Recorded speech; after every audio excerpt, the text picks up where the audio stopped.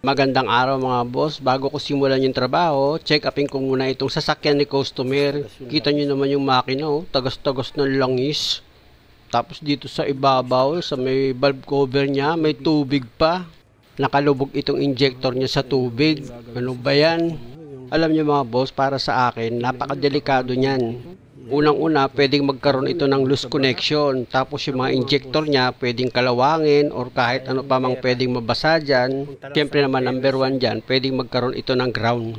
Kayanin man ng wiring mo, pwede naman ma-discharge yung battery. Nakita nyo yung tinuro ng daliri ko dito sa ibabaw ng air filter cover niya. Oh. Langis yan mga boss eh. Oh. Hindi dahil sa merong tagas itong makina ni customer, kundi itong dipstick niya mga boss, oh, nakalimutang idiin. Kaya lumabas yung langis. Tapos ito pa mga boss, yung cap nitong steering fluid reservoir niya, hindi niya naisara ng maigi. Kaya ang nangyari, itong body ng reservoir niya, basa ng fluid. Tingnan nyo mga boss, nung isinarado ko na ng maayos itong cup niya, nag-lock na, hindi na siya gumagalaw-galaw. Minsan kasi mga boss, pag nagmamadali kayo, dyan nangyayari yan. Nakakalimot kayo dun sa mga bagay na ginagalaw nyo dito sa makina. Kaya yung dipstick, hindi nyo naibaon ng maigi, pati itong cup niya, hindi nyo na isara. Kita nyo naman yung inabot ng talsik ng langis hanggang dito sa windshield washer niya, sa reservoir, umabot. Kaya bago ko simulan yung trabaho mga boss, punasan ko muna itong makina ni customer. Kasi yung langis nga nagkalat. Ang gagawin ko dito sa sasakyan ni customer, i-change oil ko ito. Dahil nga sa due date na. Tapos may kaunti siyang problema na parang nagdi-delay daw yung takbo. Ibig kong sabihin mga boss, halimbawa nilagay niya sa drive, tapos inapakan niya yung gas pedal. Delay siya bago siya umandar. Ayun ang ibig kong sabihon. Pag ganyang problema kasi mga boss, ang unang ginagawa ko, pinapalitan ko lang muna yan ng ATF. Lalo na't hindi naman siya ganun kalala. Actually, sabi nga sa akin ni customer na kailangan niya na rin daw talaga palitan itong ATF niya. Kaya nga mga boss, ayan yung pangalawang gagawin ko. Change ng ATF dito sa transmission. At yung panghuling problema ni customer, pag nililiko niya ata ng pakaliwa tapos sagad itong manibela niya, nagkakaroon siya ng malakas na lagutok. Tapos ramdam niya sa manibela na parang may pumipigil pag lumiliko siya. Yung ganong problema mga boss, wheel alignment na yon. Pero yung lagutok, iba yun. Kaya simulan ko na yung trabaho mga boss. Gagamit ako dyan ng box wrench na number 17. Luluwagan ko itong drain plug niya. Pag maluwag na yung drain plug, pwede nyo nang kamayin yan para mas mabilis yung matanggal itong drain plug mga boss. O diba, ganun lang naman siya kadali. Nakita nyo mga boss yung langis ng makina ni customer. Grabe yung lapot eh, oh. Naka-forward na yan mga boss. Kung tutuusin, mabilis na dapat yung bagsak ng langis eh. Kaya nakita nyo, ang bagal pa rin ng bagsak ng langis niya. Kaya malaking bagay talaga mga boss, bago nyo ilagay yung paborito nyo langis, i-flashing nyo muna itong makina. Ilagay ko na nga itong drain plug niya. Tapos gagamit ako ng box wrench na number 17. Higpitan ko muna pansamantala itong drain plug. Pag okay na, punasan ko ng basahan itong drain plug. Tapos balik ulit ako dito sa ibabaw ng makina ni customer. Ang gagawin kong susunod dyan mga boss, magpa-flashing naman ako. Gagamit ako dyan ng 3 litron langis. Kung mapapansin nyo mga boss, madalas kong gamit sa pang-flashing ng makina itong Revex 40. Kasi nga mga boss, subok ko na kasi yan na nakakatanggal yan ng mga kumapit na malapot na langis dito sa loob ng makina mo. At dahil sa naisalin ko na itong gagamitin kong pang-flashing na langis, pwede ko nang pa-start kay customer itong makina niya. Tandaan nyo mga boss, pag napa-start nyo na itong makina, hayaan nyo lang siyang naka-start hanggang sa maubos nyo yung 5 minutes. At hindi nyo siya kailangang i-revolusyon. Dapat yung minor niya naka-steady lang. At pag nakonsume nyo na yung 5 minutes, switch off nyo na itong makina. Tapos balik ka ulit dito sa ilalim ng makina mo. Gamit yung box wrench na number 17, luwagan mo ulit itong drain plug niya. Pag maluwag na yan mga boss, pwede mo nang kamayin yan para mas mabilis mong matanggal itong drain plug. Nakita nyo mga boss, gumamit na ako ng pang-flashing dyan, pero medyo malapot pa rin yung langis ni customer. At sobra pa rin yung itim ng langis niya. Hindi gaya ng ibang ginagawa ko, kahit na diesel, kapag ginamitan ko na ng flashing oil, medyo naglalight na yung kulay ng langis. Balik na nga ako sa trabaho mga boss. Habang nagpapatulo ako ng langis para hindi na sayang yung oras, tatanggalin ko na itong lumang oil filter ni customer. Sa pagtanggal niyan mga boss, nakita nyo naman gumamit ako ng oil filter wrench. Pihitin nyo lang itong oil filter pakaliwa. Gamit niya itong oil filter wrench nyo. At kung sa palagay nyo Kaya nyo nang pihitin ng kamay yan dahil nga sa maluwag na. Pwede nyo nang kamayin yan mga boss para mas mabilis yung matanggal itong lumang oil filter. Ayan na mga boss, tanggal na. Pag wala nang tumutulong langis dito sa pagkakabitan mo ng bagong oil filter, pwede mo nang punasan yan mga boss para malinis itong base ng pagkakabitan mo ng bagong oil filter. At syempre naman, pag nilagay mo naman itong bagong oil filter, pahiram mo yung o-ring nun ng langis para pag hinigpitan mo, hindi pumilipit yung o-ring yan na pwedeng panggalingan ng leak. At dahil sa nailagay ko na itong bagong oil filter, ginamitan ko na yan ng oil filter wrench para ma-final ko na yung higpit dito sa bagong oil filter. Tandaan nyo mga boss, yung tamang higpit lang pag gumamit kayo ng oil filter wrench nyo. After nyan, punasan nyo itong oil filter. Tsaka ngayon balik kayo dito sa oil pan nyo. Para itong drain plug naman, ibalik nyo na. Pero punasan nyo muna itong oil pan bago nyo ilagay itong drain plug. Pag naipakapit nyo na yung drain plug sa thread nya, gamit yung box wrench na number 17, i-final nyo na yung higpit. O diba? Okay na. Ganun lang, nakapag-change oil na kayo. Pero magsasaling ka pa ng langis, huwag kang excited. Balik ka muna dito sa ibabaw ng makina mo, tapos ilagay mo na yung imbudo dyan mga boss, at pwede ka nang magsali ng langis. May nakaredy si customer na 7 liters. Pero hindi mo isasalin lahat yan mga boss. Siyempre gumamit ka ng dipstick para sigurado ka sa sukat ng langis mo dito sa makina. Ang ginawa ko dyan mga boss, 6 liters lang muna yung isinalin ko. Pa-start ko lang muna itong makina. After ng ilang minuto, papaswitch off ko yan. Tsaka ako susukatin dito sa dipstick. Pag nagkulang, dun ako magdadagdag. Pero kung makikita nyo dito sa dipstick niya mga boss, naka-level na yan or naka-full na siya. Kaya lang, wala pa laman yung oil filter, kaya possible pa yan magkulang. Tanggalin ko na itong imbudo niya, tapos ilagay ko na itong engine cap, at lilipat naman ako dito sa ilalim ng sasakyan ni customer. Kasi nga, yung transmission nito mga boss, i-drain ko rin yung ATF niya or yung fluid niya. Sa pag-drain naman itong transmission mga boss, madali lang. Gagamit ka lang dyan ng box wrench na number 14. Luwagan mo lang itong drain plug niya. Pag maluwag na, kamayin mo na siya para mas mabilis mo ang matanggal yung drain plug. At ito nga mga boss, nang tumulo itong fluid dito sa transmission, kung makikita nyo, maitim na rin at yung amoy niya mga boss, medyo masangsang na. Isa rin yan mga boss sa mga palatandaan ko pag mabaho na itong fluid, pinapapalitan ko na yan. Kaya nga nung sinabi sa akin ni customer na palitan niya na itong fluid dito sa transmission, hindi na ako tumanggi dahil nga sa talagang palitin naman na. At dahil sa nailagay ko na itong drain plug, gamit na ako dyan ng socket wrench na number 14 para ma-final ko na yung higpit. Tapos gamit ako ng basahan, punasan ko itong drain plug pati itong oil pan niya. After nyan, balik na ako ulit ako dito sa harapan ng makina ni customer para magsalin na ako ng ATF niya. May nakaredy si customer na 4 liters. Kaya hugutin ko na itong dipstick ni customer dito sa transmission. After nyan mga boss, syempre pupunasan ko yan. Tapos, gagamit ako ng imbudo. Siya nga pala mga boss, pag nagsaling kayo ng ATF dito sa transmission, kung nasaan yung dipstick niya, dun din kayo magsasalin ng ATF or fluid. Actually mga boss, 2.5 liters lang yung isinaling ko na ATF dito sa transmission ni customer. Kasi yung kalahating litro mga boss, nang wala nang tumutulong yung ATF dito sa transmission ni customer, ipinambalo ko yun. Yung pinakahuling tatapon dito sa transmission niya. After ko maisalin yung 2.5 liters, tinanggal ko na itong imbudo at nilagay ko na yung dipstick, tapos pinay-start ko na yung makina.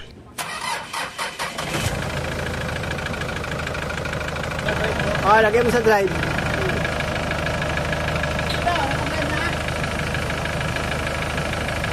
Pag nagsusukat ako ng automatic transmission fluid mga boss, naka-start ang makina tapos nakalagay sa drive. Siyempre naman dapat mainit na itong makina niya. At huwag kayong mag-alala mga boss dahil parang nagsukat ka rin naman ng langis mo sa makina. Ang pagkakaiba nga lang sa akin kasi pinapaandar ko itong makina pag nagsusukat ako ng langis dito sa transmission. Katulad dito mga boss, dito sa dipstick niya naka-level na itong ATF niya kaya okay na yan. Wala nang mahabang pasakali pa. Ang mahalaga na ayos yung ginawa mo. At dahil sa okay na ako dito mga boss, ipaswitch off ko na itong makina. Check upin ko naman yung pag lumiliko daw meron siyang malakas na lagutok. At dahil nga sa chinisol ko ito mga boss, check upin ko muna itong dipstick niya. Malamang kulang itong langis After ko mahugot yan, pinunasan ko itong dipstick at kulang nga. Kaya magdadagdag ako ng langis mga boss. Half liter lang naman yung idinagdag ko dyan mga boss kasi nauna na ako naglagay ng 6 liters. After ko magdagdag ng oil, ayan, nilagay ko na itong engine cap niya at punta na ako dito sa pangatlong subject ko. Ano problema din sa kabila? Kung kaliwang, tingin ko kuya dito yung malakas kasi, tama. Ano? Pag kaliwa, mabigat, sobrang bigat. Yun nga mga boss, pag pumihit siya pa kaliwa, mabigat daw yung manibela tapos meron siyang malakas na lagutok. Kaya check upin ko yan, lagyan ko ng tubo dito sa ilalim ng gulong tapos iaangat-angat ko kung merong sira dito sa pangilalim niya. Ayon kasi kay customer, meron daw kalog dito sa gulong. Meron kuya, no? Pero dito sa ginagawa kong pag-check up dito sa pangilalim niya, wala talaga akong maramdaman na kalog dito sa gulong. Nagaya ng ipinipilit ni customer na meron daw kalog dito sa gulong niya. Eh kung makikita nyo mga boss, di ba? Pinapakiramdaman ng kamay ko yan, kaya lang talagang wala. Wala. Minus yun mo rin eh. Hindi, merong talaga may nagtutok. Pero isa sa'yo. Pagka nila, tuk! Oo. Posible, dapat may galaw. Wala, walang kalog. Minsan mga boss, yung mga customer na nagpapa-check up, sila pa yung mas marunong kaysa sa akin. Kapag alala, makita natin yan. Don't worry, be happy. Kaya lang hindi ko naman sila masisisi kung magmamarunong sila kasi nga nadali na sila ni Boy Palit. Kaya inuunawa ko rin. Pag walang sira kasi, baka may maluwag lang to, pwede. Kasi maramdaman ko kung may sira yan eh. kasi malakas yung lagutok. Oo, sa'yo malakas nga. Hindi ko sabihin, sir, Baka may maluwag. baka may maluwag lang. Bigyan mo muna ako ng pagkakataon. Kasi wala talagang sira eh. Eh, dalawa na nga, oh. Tuhod tsaka kamay na nga eh. Oh. Oh, wala talagang sira, sir. May maluwag lang yan. Lalaksan ko na. Oh, halika. Dito ka na. Para makita mo na yung maluwag. Dito ka. Ayun oh. Ayun oh. Sir, tinakbo mo yung camera natin. Ay, sorry. Teka, lapit na yung camera para makita mo, sir. Ayan ha, para makita mo. Yun, Wala. parang may gat. Ayan, tingnan mo, maluwag yung tornilyo. Oh, maluwag lang yung tornilyo niyan, oh. Ayan ha, galawin ko ha. Tignan mo ha. Oh, naglalaro oh. Oh, gagalaw ganun siya, maba. Pag di ko mo ng manibela, bibigat yan. Ito po, kuya. Saan? Ito. Oh, ayan. Eh, ito yung tornilyo nakabuka oh. Di ba? Oh, di walang sira. Brad, higpitan lang natin yan. Sige po. Ikaw talaga, gusto ko agad gastos eh. Baka na, kasi nung nakaraan, ganun eh. Tinarehas mo na naman. Hindi pa rin pares ang pagkasira, brother. Tandaan mo yan. Merong maluwag lang. Ito, yun. Hindi ka pwede. Hindi ka pwede kay Mando. Yari ka agad doon. Pwede agad yan. Oo. Si Mando, kailangan si Mando? Kayo mga boss, kilala niyo si Kuya Mando? Pag yun ang nakatapat ni customer, naku, sasagutin agad yung sinabi niya na oo, may sira nga dyan. Sa akin kasi mga boss, mahalaga ang paghatol ko. Para kahit papaano, sa ganung paraan man lang, kaawaan ako ng Diyos. In-spray ko ng penetrating oil itong bolt ng clamp bushing niya. Ang problema dito mga boss, itong bushing, naku po, iba, hindi talaga para dyan. Hinihigpitan ko yung mga boss, kaya lang itong bushing niya, talagang hindi na siya sumisikip. Kaya walang magandang gagawin dito mga boss, kundi bilhan ito ng original na bushing niya. Tanggalin ko na itong dalawang bolt na number 70 mga boss. Ayan, kung makikita nyo, tinanggal ko na yung isang bolt. Tapos sa taas, yung isa pang bolt, tatanggalin ko na rin yan para magpabili na ako kay customer ng pyesa. Kung tutuusin mga boss, kung makikita nyo, intact yung bushing, oh. Kala mo wala siyang kalug, eh, no? Pero pag inuga mo itong itong gulong niya, mararamdaman mo gumagalaw yung bushing. Ay, luwag na yung butas eh, oh. Tingnan nyo itong bushing na nakalagay mga boss, oh. Mali yan. Ito yung tama, oh. Ayan, ganyan dapat. Papasok itong bushing dito sa clamp niya. Hindi katulad dito sa isa mga boss, nakalabas yung gilid niya eh. Kaya ibang-iba. Kaya pag lumili ko si customer ng pakaliwa, talagang makakarinig siya ng lagotok. Kasi nga, yung bushing, hindi na masyadong naiipit nitong clamp niya. Kasi iba. Yun nga lang mga boss, yung nabili ni customer na bushing, maliit. Ang problema, linggo ngayon. Kaya wala na kaming choice kundi ikabit na lang ito. Ilagay ko na itong clamp niya mga boss. Pansinin niyo yung clamp niya mga boss. Kung ano itsura ng clamp niya, ganun din ang itsura nitong bushing. Papasok itong bushing dito sa loob ng clamp niya. O, di ba? Close talaga siya. Hindi katulad nung tinanggal ko, kung i-rewind nyo, nasa labas yung bushing niya. Yung gilid nakalabas. Ito, yung kabuuan ng bushing, pasok dito sa loob ng clamp. Kaya yung pagkakahawak nitong stabilizer bushing dito sa stabilizer bar, malabong magkaroon ng lagutok yan. After ko maipakapit sa trigger itong 2 bolt na number 17, kung makikita nyo, pinainal ko na yung higpit dyan mga boss. Tingnan nyo mga boss, uugain ko yan, oh. Halos wala siyang galaw eh. Dahil sa okay na ako dyan mga boss, lilipat naman ako dito sa kabilang side. Isprayan ko muna ng penetrating oil itong 2 bolt dito sa clamp ng bushing. Tapos gamit ako ng socket wrench sa number 17 para matanggal ko naman yung 2 bolt dito sa clamp ng bushing. Kung mapapansin nyo mga boss, yung bushing naman dito sa kabilang side, hindi naman siya sira eh. Kaya lang, 2 na yung binili ni customer eh. Sayang naman kung hindi ko ilalagay. Kaya tinanggal ko na itong lumang bushing tapos ikabit ko na itong bago. Ayan mga boss. Kung mapapansin nyo yung bagong bushing, di ba? Kung ano yung itsura nitong clamp niya, ganun din itong itsura ng bushing.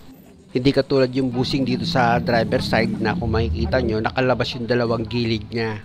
Hindi katulad dito mga boss, yung inilagay kong bushing, talagang dito sa clamp niya, pasok na pasok siya dito sa loob.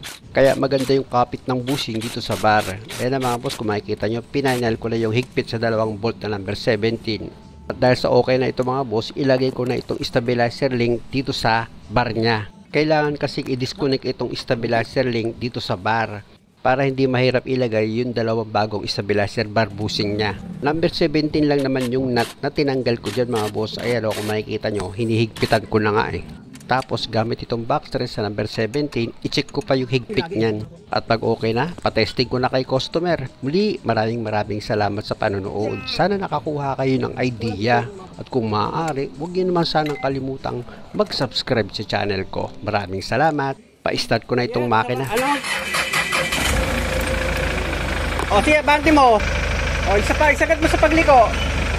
Alam niyo mga boss, yung ganyang problema, ilang beses na ako naka-encounter niyan. At meron na akong mga video niyan. Mapakakotse, mapaganito kalalaking sasakyan. Meron na ako, kaya alam ko na yung gagawin. Ano? Hindi, ano mo kung nararamdaman ka? Kasi pag wala siya ngayon, magpapalain ka na lang. Hop, likod. Sa likod, yan. Sige, bante mo.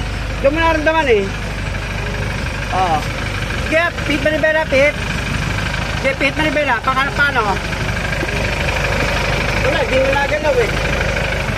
Wala na, hindi na gumagalaw eh. Oo. Stabilizer bar lang yun eh.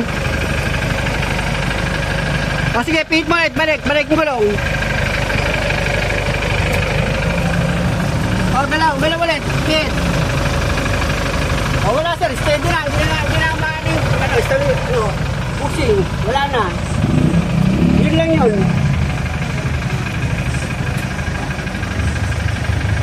Okay. Ano ba yung pakiramdam mo pag lumili kulang? Tapos sa abante. Oo. Oh, bigyan. O, magpapalain ganun. Pero yung parang may sabi mo parang may lalagot off. Wala na, wala nang uga eh. Eh, bino mo kanina, kamay lang, napapauga ako yan eh, di ba? Ang likod ha? Ang likod. O sige, pit mo rito. Pit mo ulit, para makita ko. Pit mo. O yan, ang busing oh. Tama, wala na oh. Sikip na oh. Sige, pit mo sir. Pit mo sir. Pit mo. Oh, wala na. Dalaw mo. Maliit pa nga yung busing na nabili mo eh. Ano? Meron? May lumalagotok? Kasi ang reklamo mo, may lumalagotok eh. Sige, piti mo Maribela. May lumalagotok. Oo. Wala oh. Wala na. Maganda yung maghiwalay tayong ano. Para yung... Oh. Ano? O, dito ako makikinig, sir. Sige, pihitin mo na gulong. Okay, balik. Yung mabilis. Okay, mabilis. O, wala eh. Wala talagang kalog, sir eh. Yun lang talaga nakita kong busing. Yung busing lang talaga eh. O, sumalaki natin. Palitan natin sa pangilalim. Mga boss, okay na to. Talaga ito mabait kong customer eh. Alam niyo mga boss, di ko rin masisi si customer dahil nga sa biktima rin yan ni Boy Palit. Pero maayos at mabuting tao siya. Salamat! Okay.